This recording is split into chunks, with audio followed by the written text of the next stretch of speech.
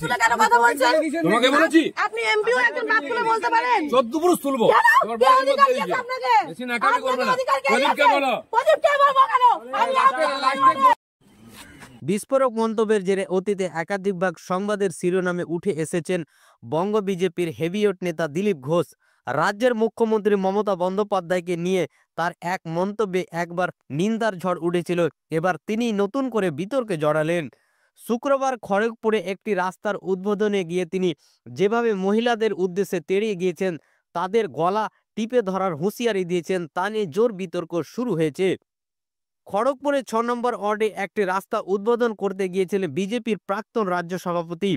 একসময় তিনি এই কেন্দ্রের বিধায়ক ছিলেন। এছাড়া এই বিধানসভা কেন্দ্র মেদিনীপুর লোকসভা কেন্দ্রের মধ্যে পড়ে। সেই মেদিনীপুরের প্রাক্তন সাংসদও ছিল। তারই সাংসদ এলাকা উন্নয়নের তহবিলের টাকা দিয়ে ওই রাস্তা তৈরি হয়েছে। সেই কারণে আজ সেখানে তিনি উপস্থিত হন বিজেপি নেতা। একটি ভাইরাল ফুটেজে দেখা যাচ্ছে প্রাক্তন সাংসদকে দেখার পর কয়েকজন স্থানীয় মহিলা তাকে ঘিরে ধরেন, জিজ্ঞেস করেন, যখন রাস্তা খারাপ ছিল তখন তো আপনাকে দেখা যায়নি, এখন কেন এসেছেন? ভাইরাল ওই ভিডিওর সত্যতা যাচাই করেনি ডেইলি নিউজ বাংলা চ্যানেল। এদিকে একথা শোনা মাত্রই দিলীপ বলেন, আরে টাকা দিয়েছি, কারো বাপার টাকা নাই, আমি টাকা দিয়ে বানিয়েছি। প্রাক্তন বিজেপি সাংসদের এই মন্তব্যে অনেকে প্রশ্ন তুলেছেন, কারণ সাংসদ এলাকা উন্নয়ন তহবিলের টাকা সাংসদের ব্যক্তিগত নয়, সেখানে আমি টাকা দিয়ে বানিয়েছি কথাটাই ভুল। এদিকে দিলীপের মুখে একথা শুনে স্থানীয় মহিলারা পাল্টা বলেন, আপনি কেন বাপ তুললেন? সাংসদ হয়ে আপনি এভাবে কথা বলতে পারেন? জবাবে আরও ফুঁসে ওঠেন বিজেপি নেতা। তিনি বলেন, 14 পুরুষ তুলব। একথা শুনে ওই মহিলা প্রশ্ন করেন, আপনাকে কে এ অধিকার দিয়েছে? এরপরে বিজেপির প্রাক্তন রাজ্য সভাপতি বলেন, এর বেশি বললে গলা টিপে দেব। মহিলাদের সঙ্গে দিলীপের এহেন আচরণ নিয়ে ইতিমধ্যেই নানান প্রশ্ন মহলে উঠেছে। একজন অভিজ্ঞ রাজনীতিবিদ, সাংসদ, বিধায়ক হওয়া সত্ত্বেও তিনি কিভাবে এই রকম আচরণ করলেন, অনেকেই এর নিন্দা করেছেন।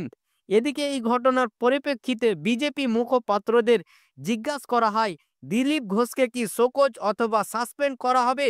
জবাবে পদ্ম শিবিরের মুখপাত্র তথা সাধারণ সম্পাদক জগন্নাথ চট্টোপাধ্যায় বলেন, আমি রামপুর হাটে দলের সভায় আছি, কি হয়েছে জানি না।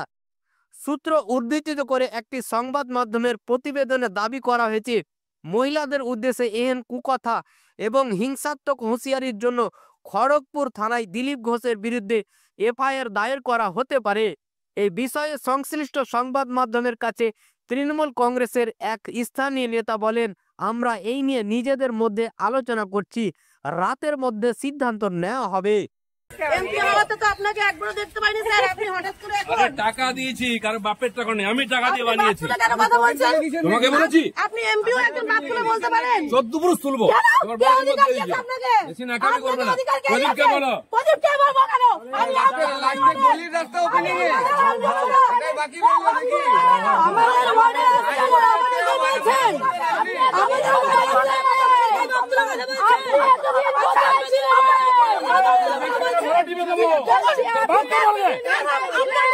আমাদের টাকা দিচ্ছি রে, ভিখারি পার্টি নয়, টাকা দিচ্ছি।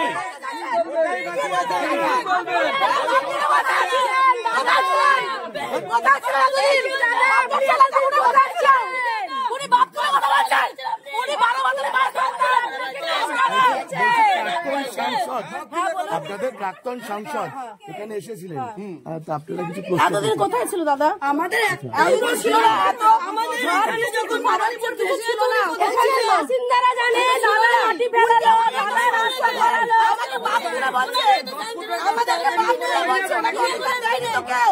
ওদের বাপের রাস্তা বদল সরকার বাপরা না করে, বদল সরকার কি আমাদের বাপ? উনি কোন টাকা সরকার জানেন না, কিন্তু আমরা জানি।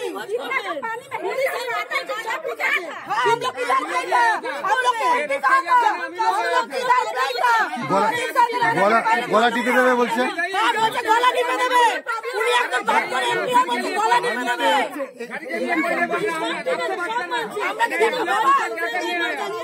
আমরা